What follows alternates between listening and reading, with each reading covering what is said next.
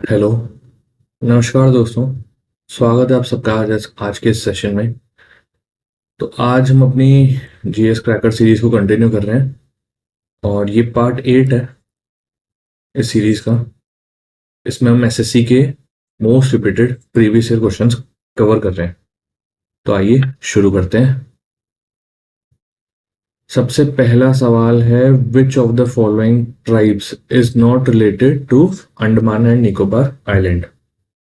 इनमें से कौन सी tribe Andaman and Nicobar island से रिलेटेड नहीं है। तो अगर अंडमान एंड निकोबार की बात की जाए, आइलैंड्स की बात की जाए, तो अंडमान आइलैंड में टोटल 4 नेग्रीटो ट्राइब्स हैं। ठीक है, जिनका नाम है ग्रेट अंडमान अंडमान निसी।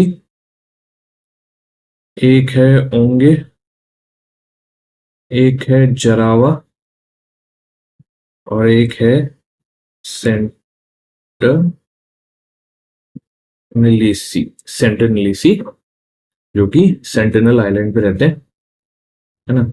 ये ग्रेट अंडमान की ट्राइब्स है। और वहीं अगर बात की जाए निकोबार आइलैंड्स की, है ना, तो यहाँ पे 2 ट्राइब्स मिलती हैं। एक है शोम्पेन और एक है निकोबारेसी। ठीक है, तो ये टोटल 6 ट्राइब्स हैं जो कि अंडमान निकोबार आइलैंड में मिलते हैं, है ना। तो जैसा कि इनसे आपको पता पड़ गया होगा कि ओंगे, जरावा और सेंटिनलीसी तीनों इन आइलैंड की ट्राइब है। सिर्फ एक पिग्मी पिग्मी जो है वो यहाँ की ट्राइब नहीं है। तो आंसर हमारा हो जाएगा ऑप्शन डी, पिग्मी। पिग्मी कहाँ की है? पिग्मी अफ्रीका की है। अफ्रीका का ट्राइब है पिग्मी, है ना। और अगर बात की जाए अंडमान निकोबार आइलैंड्स की, तो अंडमान निकोबार आइलैंड्स को अलग, अंडमान और निकोबार को अलग करता है एक चैनल जिसका नाम है 10 डिग्री चैनल। 10 डिग्री चैनल जो है वो इन दोनों के बीच में से पास होता है। आगे बढ़ते हैं।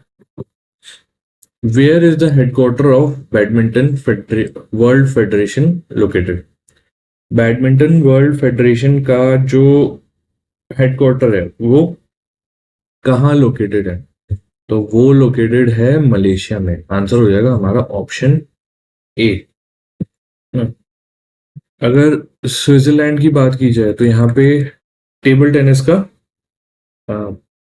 हेडक्वार्टर है। ठीक है, और आईसीसी की बात की जाए तो वो दुबई है ना, दुबई में है। उसके बाद अगर बात की जाए फीफा की, ठीक है, तो वो है ज्यूरिक में, है ना।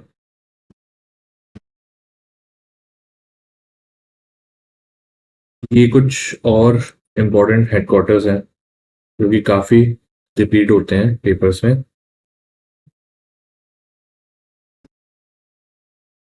The Suresh Tendulkar Committee was formed in 2005 for, तो सुरेश तेंदुलकर कमेटी जो थी उसको क्यों बनाया गया था? इस 2005 में उसको किस चीज के लिए बनाया गया था?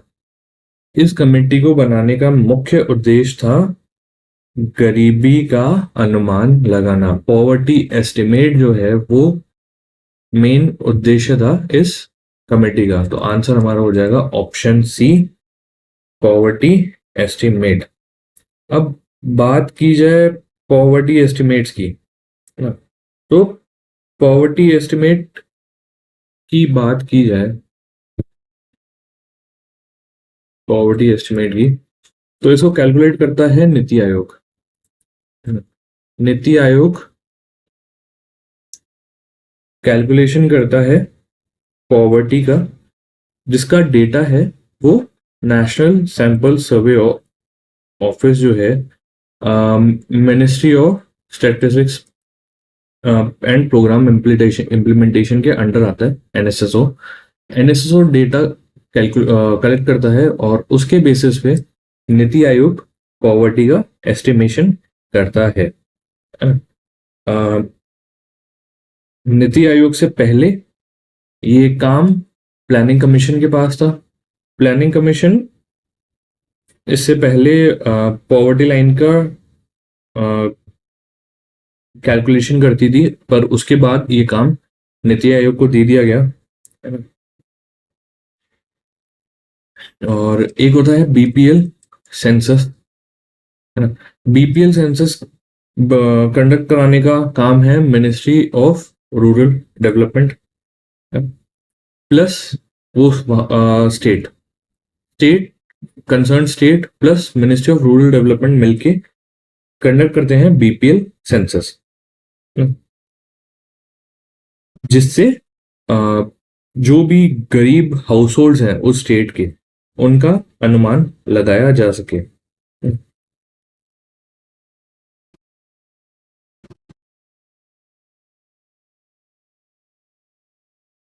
अब बात की जाए कि मेथड कौन से फॉलो करते थे, ठीक है, मेथड्स कौन कौन से फॉलो किए गए हैं। तो ओवर टाइम ये जो मेथड्स हैं वो चेंज होते रहे, है ना। पहले एक आता था यूनिफॉर्म रिसोर्स पीरियड, ठीक है। यूनिफॉर्म रिसोर्स पीरियड के बेसिस पे पॉवर्टी लाइन का एस्टिमेशन किया जाता था टिल 1994,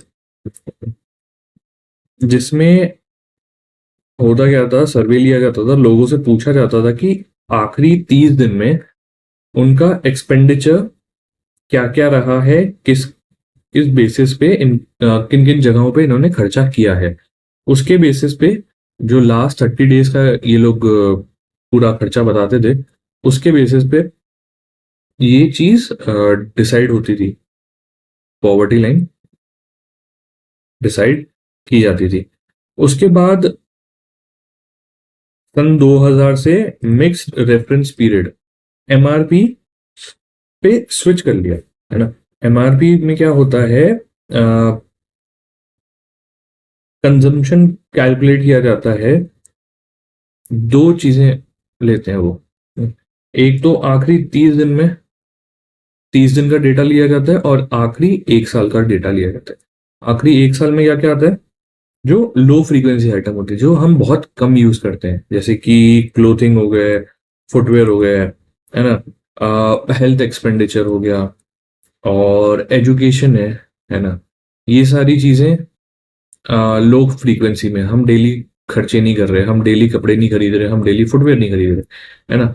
ये खर्चे महीने 2 महीने 4 महीने में होते हैं। तो एक ये वाला डेटा लिया जाता था और एक डेटा लिया जाता था बाकी जितने भी आइटम्स होते हैं उनमें आपने आखिरी 30 दिन में क्या खर्चा किया है वो लिया जाता था। इन दोनों को मिक्स करके, ठीक है, इन दोनों को मिला के पॉवर्टी लाइन डिसाइड की जाती थी। अब इसमें एक चीज और, दादा भाई नायरोजी ने एक बुक लिखी थी, poverty and un British rule in India. Poverty and un British rule in India लिखी गई थी दादा भाई नौरोजी के द्वारा। ये माना जाता है कि सबसे पहला एस्टिमेशन था पॉवर्टी लाइन का, सबसे पहला एस्टिमेशन इसको माना गया और इसके अनुसार 16 से 35 रुपए, है ना, पर कैपिटा खर्चा अगर कर रहे हैं तो बिलो पॉवर्टी लाइन है, ठीक है। उसके बाद 1938 में एक नेशनल प्लानिंग कमेटी बनी थी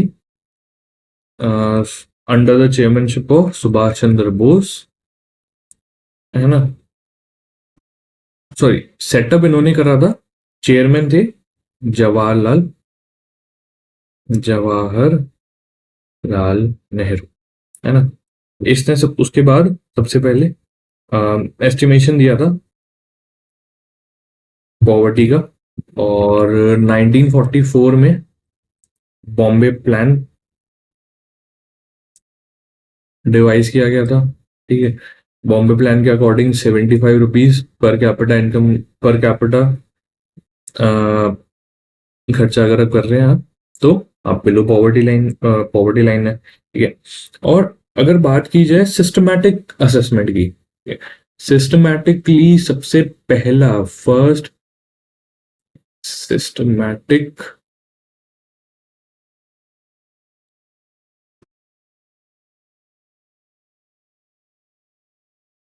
असेसमेंट अगर वो किसी ने करा था, तो वो थे वीएम दांडेकर और एन रथ। इन दोनों ने सबसे पहले सिस्टमैटिकली पॉवर्टी का एस्टिमेशन दिया था, और ये दिया था इन्होंने 1971 में। ये जो एस्टिमेशन था वो बेस्ड था नेशनल सैंपल सर्वे का जो डेटा आता है उस पे बेस्ड था। उस डेटा के बेसिस पे इन्होंने ये एस्टिमेशन दिया था, ठीक है। उसके बाद 1979 में एक अलग कमेटी बनाई गई थी, है ना। इसको बनाया था प्लानिंग कमीशन ने, और चेयरमैन थे वाई के अलग। इन्होंने पॉवर्टी लाइन जो है वो कंस्ट्रक्ट करी थी रूरल और अर्बन एरियाज के लिए, ठीक है। ये जो बेस थी वो न्यूट्रिशनल रिक्वायरमेंट जो थे, कंजम्पशन एक्सपेंडिचर जो था, न्यूट्रिशनल रिक्वायरमेंट है उस पे बेस थी है, ठीक है।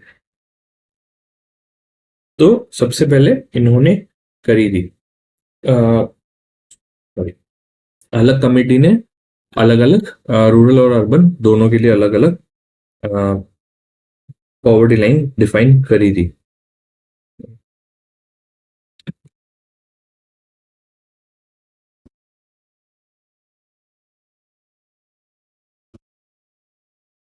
और इसके बाद एक और कमेटी आई थी, लकड़ा वाला कमेटी, जो कि आई थी 1993 में, है ना। और उसके बाद तेंदुलकर कमेटी, जैसे कि मैंने बताया 2005 में आई थी। इसने मिक्स्ड रिसोर्स पीरियड की जगह इसने यूनिफॉर्म रिसोर्स पीरियड को यूज करने का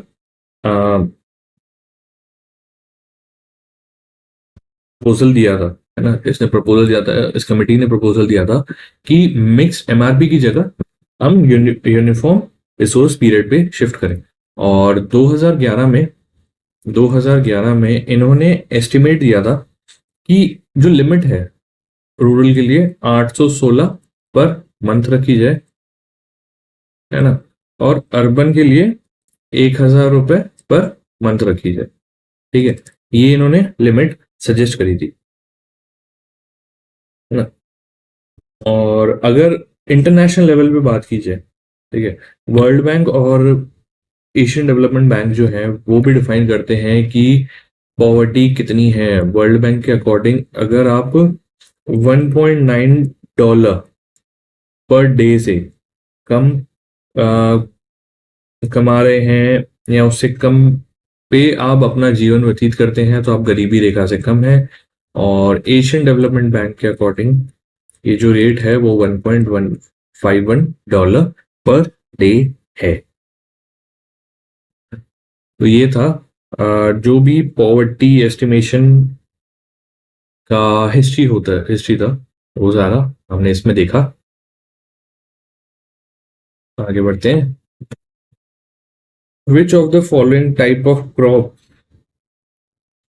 are sown at the beginning of monsoon season. Monsoon की शुरुआत में कौन से टाइप की क्रॉप उगाई जाती है? तो वो उगाई जाती है खरीफ क्रॉप, ऑप्शन बी। खरीफ क्रॉप जो है उसको मॉनसून के स्टार्टिंग में उगाया जाता है। मॉनसून के स्टार्टिंग की बात की जाए तो ये टाइम पीरियड हो जाता है जुलाई, है ना? जुलाई अगस्त में इसको सो बोया जाता है, और इसकी फसल की कटाई होती है अक्टूबर के आसपास। ठीक है। वैसे ही रबी क्रॉप की बात की जाए तो रबी अक्टूबर में बोए जाते हैं और अप्रैल में काटे जाते हैं, और जैद जो है वो मई जून में इनकी आ, इनको कल्टीवेट किया जाता है। अब ये तीन टाइप के क्रॉपिंग पैटर्न्स हैं जो बेसिकली इंडिया में फॉलो किए जाते हैं। अब इनमें अलग अलग क्रॉप्स कौन कौन सी हो जाती हैं, तो रबी के अगर हम एग्जांपल की बात करें तो वीट, मस्टर्ड, ग्राम, है ना, पीज, ये सारे कुछ रबी क्रॉप्स के एग्जांपल हैं। और खरीफ की बात की जाए तो पैडी हो गया, मेज है, बाजरा है, ये खरीफ क्रॉप होते हैं, है ना?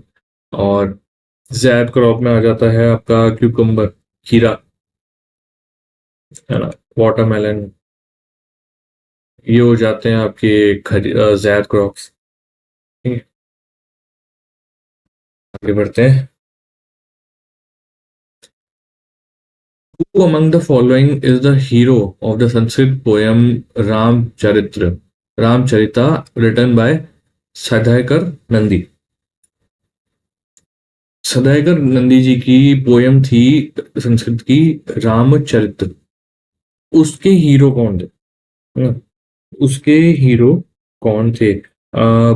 मैं बता दूं, ये रिसेंटली 2024 सीजीएल का पूछा हुआ सवाल है, तो थोड़ा इम्पोर्टेंट हो जाता है। अगर बात की जाए सदाइकर नंदी जी की, बंगाली पोएट थे, है ना, बंगाली पोएट। और ये थे पाला एम्पायर के दौरान, पाला एम्पायर के दौरान ये पोएट थे इस ड्यूरेशन में। ठीक है।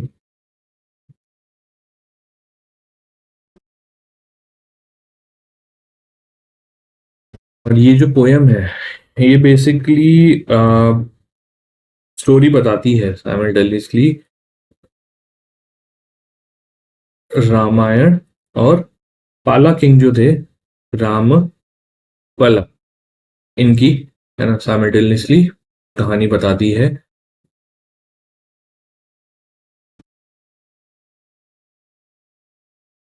तो हमारा यहाँ पे आंसर हो जाएगा ऑप्शन सी, राम पला। रामपल्ला जी इस पोएम के हीरो थे। रामपल्ला बिलोंग करते थे पाला अंपायर, पाला डायनेस्टी को, है ना, जो कि गौड़ा किंगडम जो है ना, जिसमें मोस्ट ऑफ बंगाल बिहार आता है, उस पे रूल करते थे। ठीक है। बंगाल और बिहार को रूल करते हुए ये किंगडम थी। ये जो डायनेस्टी है, पाला डायनेस्टी, ये 18th सेंचुरी से 12th सेंचुरी के बीच इन्होंने अपना रूल करा था। और ये बुद्धिज्म के सपोर्टर थे। ये जो डायनेस्टी है पूरी, वो बुद्धिज्म की सपोर्टर थी। इसको, इसके सबसे पहले फाउंडर कौन थे, किस ने इनकी नींव रखी थी, वो थे गोपाला। गोपाला सबसे पहले राजा थे पाला डायनेस्टी के। और इन्होंने एक बुद्धिस्ट मोनेस्ट्री भी बनाई थी बिहार में, बिहार के ओदंतापुरी जिले में इन्होंने एक डायनेस्टी भी बनाई थी। और ये पहले बुद्धिस्ट मोनार्क थे, है ना, पहले बुद्धिस्ट राजा थे जिन्होंने अ, किसी किंगडम पे राज करा था। रामापल्ला की बात की जाए तो ये 15th रूलर थे पाला डायनेस्टी के। इन्होंने सक्सीड करा था इनके पिताजी शूरपाला सेकंड को, है ना। और इन्होंने ऑलमोस्ट 53 इयर्स रूल करा था रामपाला ने। और इनको सक्सीड करा था इनके पुत्र कुमार पाला। कुमार पाला ने इनको सक्सीड करा था।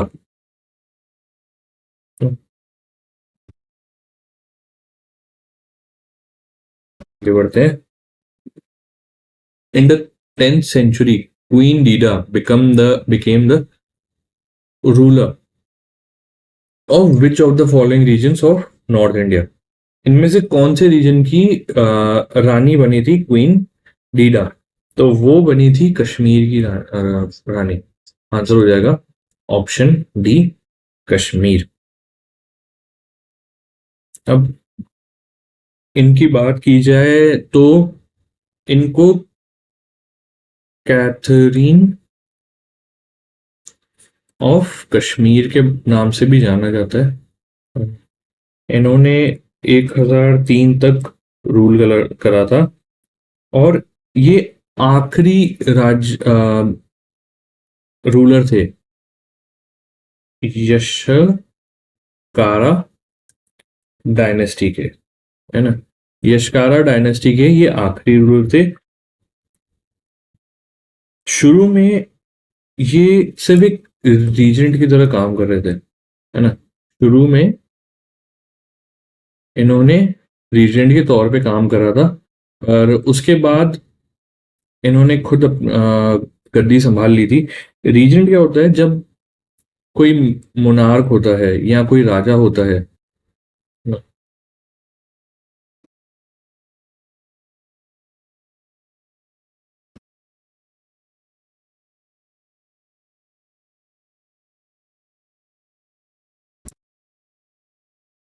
ठीक है, रीजेंट क्या होता है? रीजेंट होते हैं जब कोई मोनार्क है वो बहुत छोटा है या किसी कारण से वो रूल नहीं कर पा रहा है, तो उनके बिहाफ पे उनके एक तरह से गार्जियन होते हैं, है ना। ये गार्जियन के तौर पे इन्होंने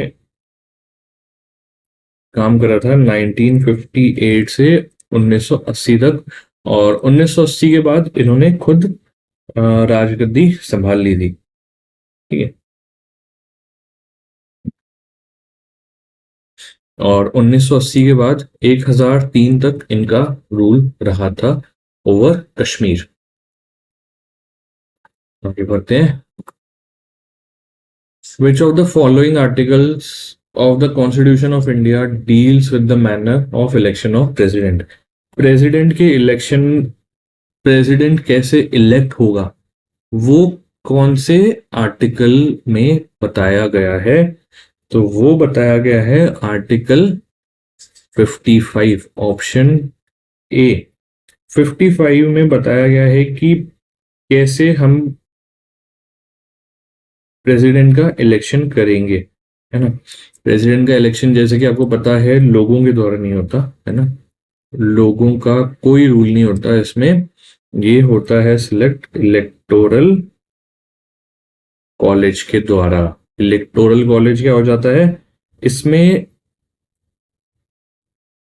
दोनों हाउस जो होते हैं पार्लियामेंट के, राज्यसभा, लोकसभा, है ना, इन दोनों हाउसेस के मेंबर्स जो होते हैं वो इलेक्टोरल कॉलेज बनाते हैं और ये लोग डिसाइड करते हैं कि प्रेसिडेंट कौन बनेगा। ठीक है। बात की जाए आर्टिकल 61 की। आर्टिकल 61 डील करता है कि इम्पीचमेंट, इम्पीचमेंट का क्या प्रोसीजर है प्रेसिडेंट के, है ना। और आर्टिकल 51 जो है वो डील करता है कि इंटरनेशनल पीस इंटरनेशनल पीस और कॉरपोरेशन बनाए रखना है हमें, है ना, वो आर्टिकल 51 उससे डील करता है। आर्टिकल 65 की अगर बात की जाए तो उसमें है कि अगर प्रेसिडेंट प्रेसिडेंट किसी कारण से सेवाएं नहीं दे पा रहे हैं, अपनी ड्यूटीज नहीं परफॉर्म कर रहे पा रहे हैं, तो उनकी जगह पे वाइस प्रेसिडेंट जो है वो उनकी उनकी जगह कार्यभार संभालेंगे जब तक प्रेसिडेंट वापस ना आ जाए। तो ये हो जाता है article 65।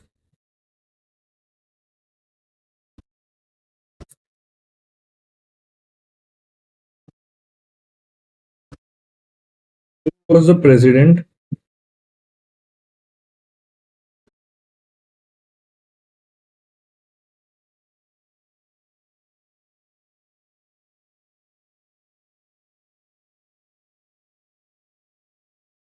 Who was the president of India when the eligibility age for the right to vote was reduced from 21 years to 18 years? जब राइट टू वोट की जो एज है उसको 21 साल से घटा के 18 साल किया गया था, उस समय पर भारत के प्रेसिडेंट कौन थे? तो सबसे पहले ये हुआ किसमें था? ये हुआ था 61st amendment, amendment of constitution of India 1989। 1989 में 61st अमेंडमेंट लाया गया था, जिसके तहत जो वोटिंग की एज थी उसको कम करके 21 से 18 साल कर दिया गया था।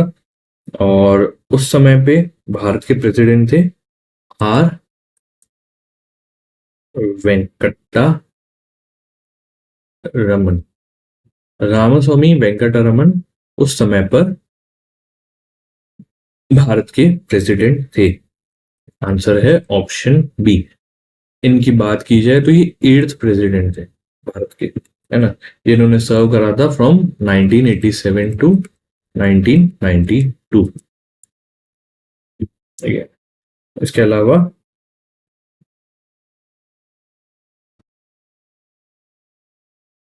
ज्ञानी जैल सिंह जी की बात की जाए तो ये पहले सिख प्रेसिडेंट थे, first Sikh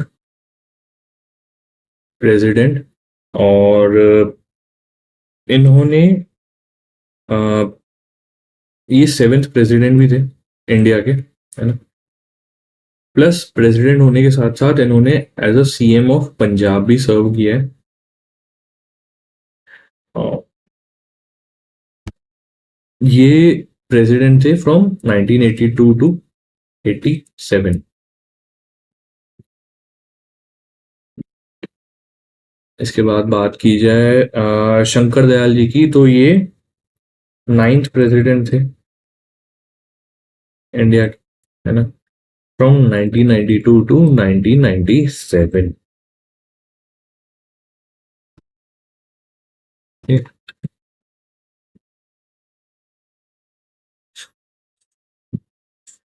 What is the procedure of removal of vice president is given in which article of the Indian Constitution? कौन से आर्टिकल में बताया गया है कि वाइस प्रेसिडेंट के रिमूवल का प्रोसीजर क्या है ना? तो वाइस प्रेसिडेंट के रिमूवल का प्रोसीजर बताया गया है आर्टिकल 67 में, ऑप्शन ए। आर्टिकल 67 में बताया गया है कि वाइस प्रेसिडेंट को अपने ऑफिस से कैसे किस प्रोसीजर से हटाया जा सकता है। वाइस प्रेसिडेंट जब ज्वाइन करते हैं तो जनरली इनका जो टर्म होता है वो रहता है 5 साल का, है ना, 5 ईयर का टर्म होता है। पर इससे पहले इनको हटाया जा सकता है, जिसके लिए एक रेजोल्यूशन लाना पड़ेगा राज्यसभा में, है ना। राज्यसभा में एक रेजोल्यूशन आएगा, जो मेजॉरिटी लोग हैं उस काउंसिल के, जो मेजॉरिटी है उस हाउस ऑफ पार्लियामेंट की, राज्यसभा की, वो अगर ये पास कर देंगे तो उसके बाद ये रेजोल्यूशन जाएगा लोकसभा में, है ना। वहां पे ये मेजोरिटी से पास हो गया, फिर इनको हटाया जा सकता है, बशर्ते ये रेजोल्यूशन लाने से पहले इनको 14 दिन का नोटिस पीरियड दिया जाएगा। 14 दिन का नोट 14 दिन पहले नोटिस दिया जाएगा वाइस प्रेसिडेंट को कि ऐसा कोई एक रेजोल्यूशन लाया जा रहा है उनके रिमूवल का, है। उसके बाद ये जो भी प्रोसीडिंग है इनको आगे बढ़ाया जा सकता है, ठीक है। और ऐसे ही एक आर्टिकल होता है, आर्टिकल 61, जो डील करता है प्रेसिडेंट के,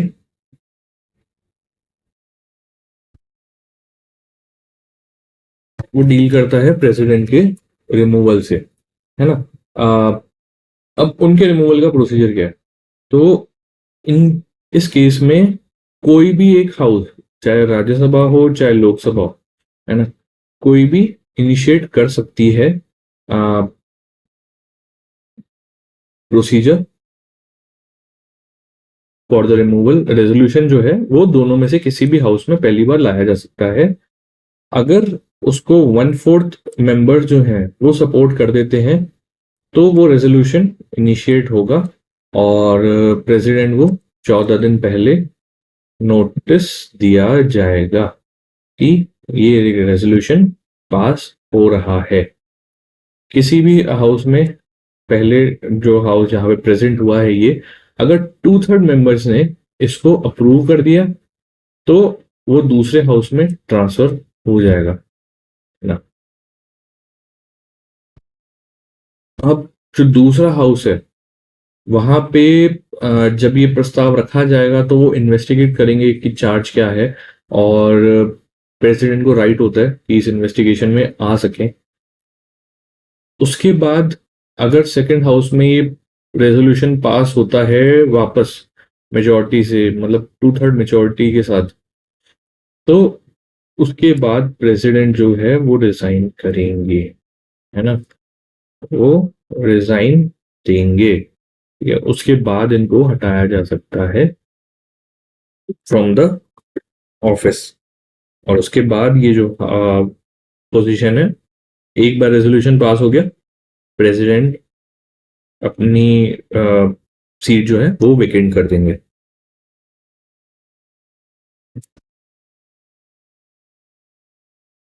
Till which year the High Court of Delhi continued to exercise jurisdiction over Himachal Pradesh.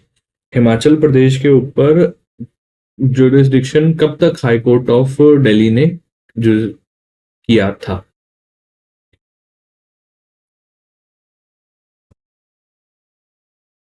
तो ये हुआ था 1971 तक, ऑप्शन सी, 1971, 1971 तक जो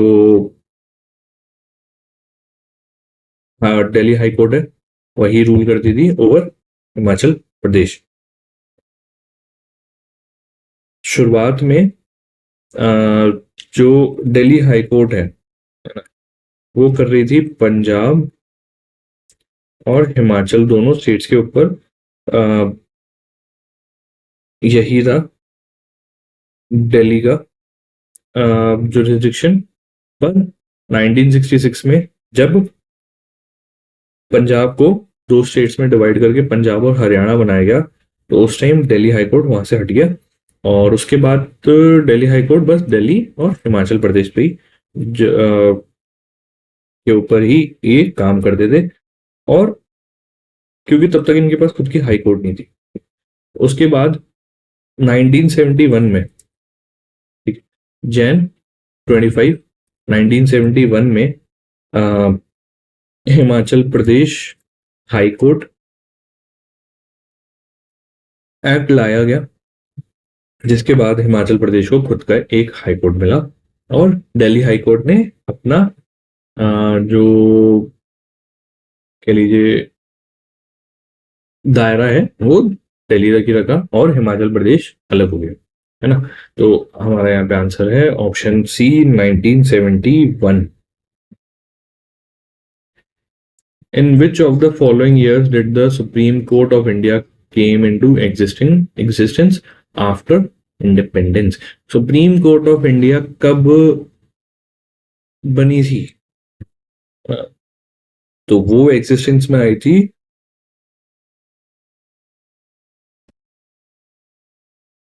26 जनवरी 1950 को।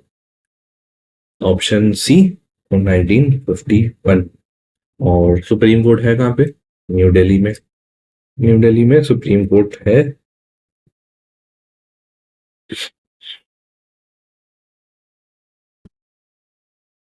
और अगर बात की जाए कि सुप्रीम कोर्ट पे संविधान में कौन कौन से आर्टिकल्स हैं, तो वो आर्टिकल हैं 124 टू 147, जिसमें जो भी ऑर्गेनाइजेशन है, जुरिस्डिक्शन है, पावर है, प्रोसीजर है सुप्रीम कोर्ट के, सारे इसमें डिफाइंड हैं ना।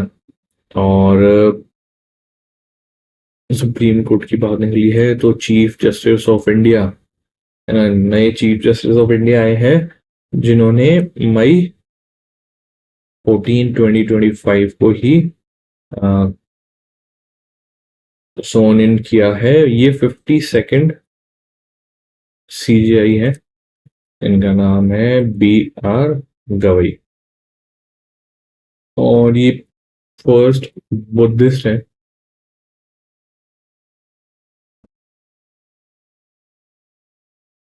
To hold the position of central sorry Chief Justice of India. पहले बुद्धिस्ट हैं जो कि इस पोजीशन पे आए हैं। आगे बढ़ते हैं। Which of the following was the first high court established in India? Bharat में सबसे पहली हाई कोर्ट कौन सी बनी थी? तो वो बनी थी कलकत्ता। आंसर हो जाएगा option B. Calcutta High Court जो है वो सबसे पहली हाई कोर्ट थी टू बी स्टैब्लिश। इसको बनाया गया था 1 जुलाई 1862 में, है ना। और इसके जो पहले चीफ जस्टिस थे वो थे सर बांस पीकॉक। ये सर बांस पीकॉक पहले चीफ जस्टिस थे कलकत्ता हाई कोर्ट के। और ये सबसे पहली हाई कोर्ट है, सबसे पुरानी हाई कोर्ट है of India.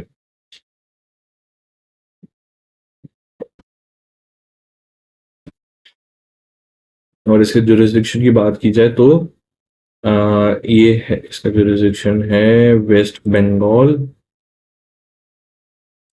Plus Andaman Nicobar island, है ना। ये इसके जुरिस्डिक्शन में आते हैं। और बात की जाए इसका नाम, तो इसको पहले कहा जाता था High Court of Judicature at Port William. ये सबसे पहला नाम था कलकत्ता हाई कोर्ट का।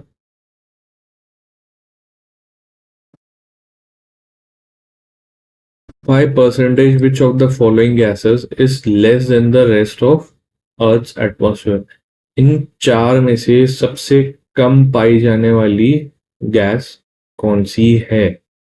तो अकॉर्डिंग टू नासा, जो अर्थ का एटमॉस्फेयर है उसका कंपोजिशन में एक है नाइट्रोजन जो कि है 78%, एक है ऑक्सीजन जो कि है 21%, एक है आर्गन जो कि है 0.93%, है ना। और एक है कार्बन डाइऑक्साइड जो कि है 0.04%। इसके अलावा कुछ कुछ ट्रेसेस हमें दूसरी गैसेस होती है जैसे नियॉन, हीलियम, है ना, मीथेन, क्रिप्टॉन, हाइड्रोजन। ठीक है, कुछ कुछ ट्रेसेस हमें इन गैसेस के भी मिलते हैं, और मेजॉरिटी में ये 4 गैसेस हैं। तो इससे आप देख सकते हैं कि सबसे कम जो पाई जाती है वो है कार्बन डाइऑक्साइड। यहाँ पे हमारा ऑप्शन हो जाएगा option A, carbon dioxide. What is the capital of Italy? Italy का कैपिटल क्या है? तो इटली का कैपिटल हो जाएगा रोम। रोम जो है इटली का कैपिटल है, ऑप्शन बी। और बाकी ऑप्शंस की बात की जाए तो तशकींत है यहाँ पे। तशकींत जो है वो है उज़्बेकिस्तान का कैपिटल। वेलिंगटन जो है वो है न्यूजीलैंड का कैपिटल। ऑस्लो जो है वो है नॉर्वे का, है ना। तो ये कुछ और कैपिटल हो गए, कैपिटल एंड कंट्रीज हो गए। Nautical mile is equal to dash. Nautical mile जो है मेजरमेंट के लिए यूज किया जाता है जब भी हम एयर, वाटर या स्पेस ट्रैवल करते हैं, तो नॉटिकल माइल्स में कई बार आपने देखा होगा डिस्टेंस को डिफाइन किया जाता है। तो नॉटिकल माइल होता कितना है? नॉटिकल माइल होता है 1.852 kilometre. 1.852 kilometre equal to 1 nautical mile. और मीटर में बात की जाए तो 1852 मीटर, है ना। यहाँ पे हमारा आंसर हो जाएगा ऑप्शन बी, 1852।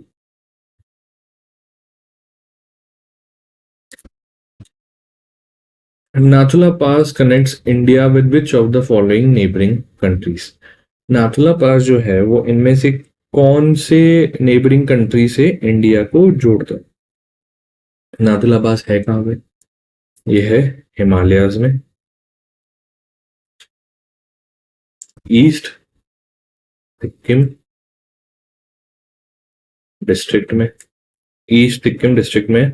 और ये कनेक्ट करता है सिक्किम और चाइना, सिक्किम और चाइना के।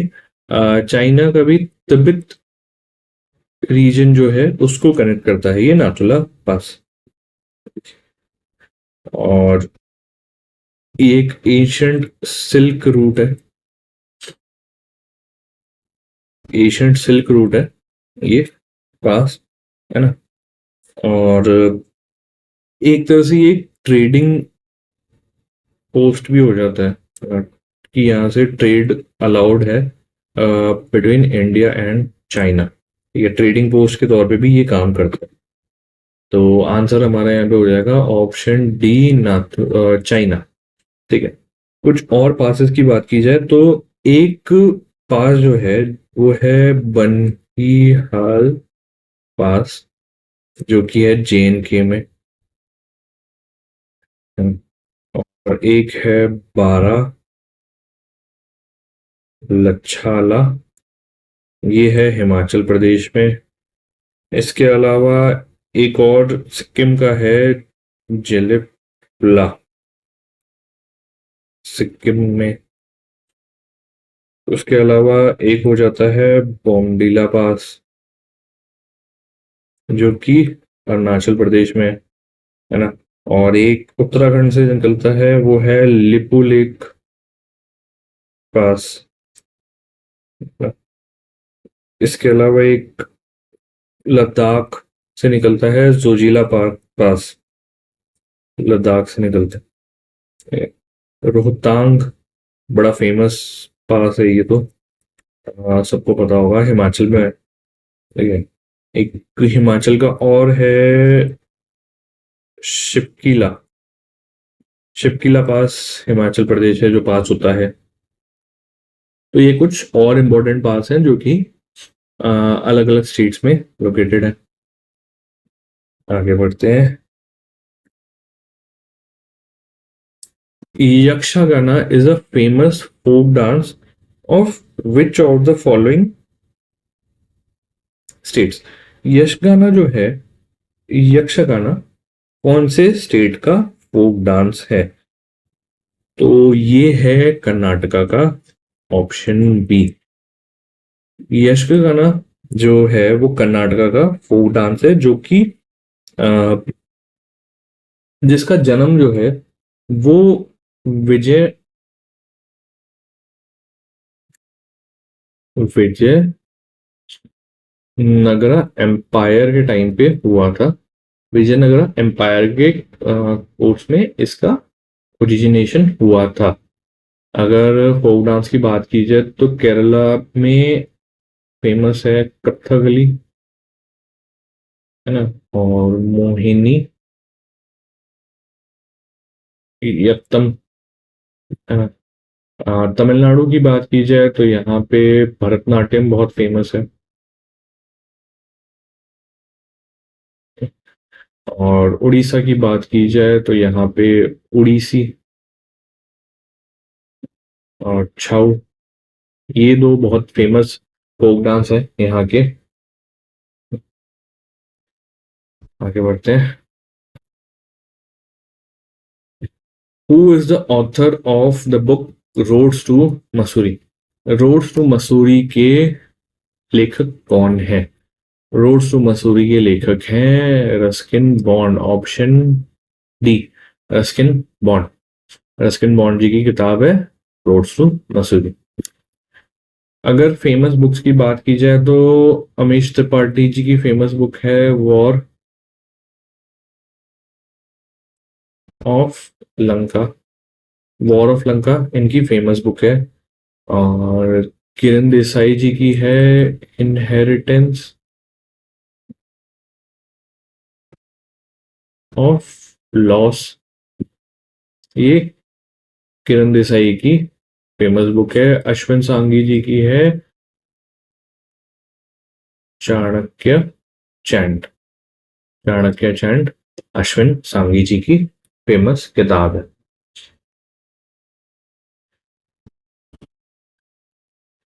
इसी के साथ आज का सेशन यहीं खत्म होता है। उम्मीद करता हूं आपको पसंद आया होगा। कोई भी डाउट हो कमेंट सेक्शन में ज़रूर बताइएगा और चैनल को सब्सक्राइब कर दीजिए ताकि इन फ्यूचर आपको अ, आपसे कोई वीडियो मिस ना हो। तब तक के लिए बाय बाय। मिलते हैं अगली क्लास में।